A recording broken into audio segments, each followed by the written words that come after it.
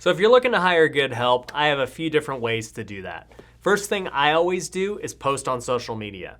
Whether it's my Instagram, my Facebook, my YouTube, I will let people know, hey, I am looking for this position. If you're interested, email me your resume and some examples of your work.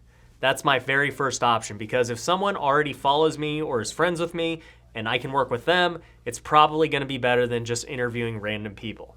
And that becomes really true when you have a bigger following, because now you have a bigger pool of people to choose from. If you're just starting out on social media, it might be tough. You're not getting anyone that applies because your following isn't big enough. And if that's the case, then it's gonna lead you to the next options. The next options we've used multiple times, not only in my personal brand, but also my businesses. And that is Fiverr and Upwork.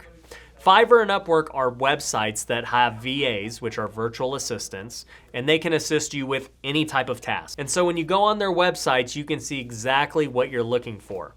Maybe you're trying to hire an editor. Maybe you're trying to hire a graphic designer.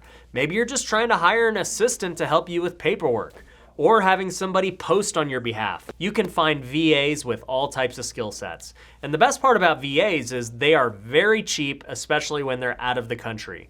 They're not gonna charge you the same amount that an American worker would. For instance, an American editor might want 20 bucks an hour, but a VA in the Philippines is willing to do it for 10 bucks an hour. So you're gonna save a lot of money going through these websites. We've hired so many out-of-country workers in our different businesses using this. If you did want to stay more American or your home country, you could go through LinkedIn or Indeed. So the cool thing about Upwork and Fiverr is you can look for a person right away and invite them to your job. And both platforms have other ways to hire, but they're very cheap. And sometimes it won't even cost you anything. Sometimes Upwork will just take their cut out of whatever you pay that person. So I really like those websites, especially for brand building. The more expensive route, if you want to get Americans, would be to go through LinkedIn or Indeed. And so with LinkedIn and Indeed, you can go and research and try and find people who fit what you're looking for.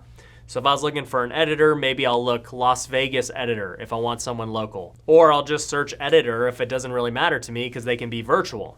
If you want to pay, you can do a sponsored job post on those websites, put what exactly you're looking for, and have people apply. We've hired people this way as well. It's a great tool. It's just gonna be more expensive typically than Upwork and Fiverr. But like I said from the beginning, my first choice is always trying to find them on social media, because I think I'm gonna get somebody who's already familiar with me, they wanna work for me. It's much better when you have a following to go after them on social media. But even with a small following, you would be surprised at how many people want to apply for your job. If you're doing that, let people know to share your posts so that they can tell their friends about it. So you may not even know that person, but they're a friend of a friend. Now, the last thing I'll say is, as far as compensation goes, every role is gonna pay different. I can't tell you what it's gonna cost you to do this. Your market's gonna dictate that. How much you want done's gonna dictate that. I really can't tell you. First way is on a per project basis. So maybe every video you do is just a flat fee rate. That's how I did it when I started. So a 10-minute YouTube video would cost me anywhere from $30 to $50 with a VA. Another way to do it's on a per hour basis. I probably wouldn't suggest this. I'd rather lean towards flat fee. You don't know how long it's gonna take someone to do something. So I would push for the flat fee, but some people may wanna work hourly. The last way to do it would be salary. If you're able to negotiate a salary with somebody who's maybe gonna be with you full time because they're local, or maybe they're virtual and they're gonna just produce a certain amount of content per month, salary works great.